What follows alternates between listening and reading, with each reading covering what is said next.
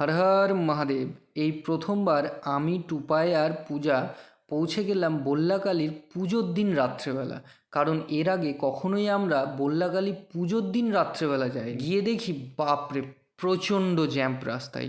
কোনো রকমের জ্যাম্প অতিক্রম করে গাড়ি পার্ক করে আমরা মায়ের মন্দিরের পথে রওনা দিই। কারণ মেন রাস্তা থেকে মায়ের মন্দিরের দূরত্ব 3 কিলোমিটার।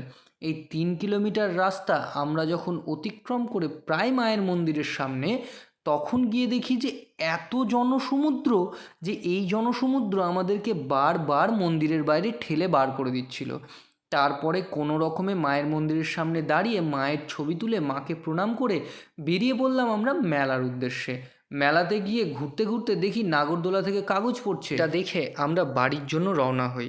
আর গিয়ে দেখি রাস্তায় প্রচণ্ড জ্যাম, কারণ মদ্যপ অবস্থায় দুটো গাড়ি সামনাসামনি অ্যাক্সিডেন্ট করে। খুব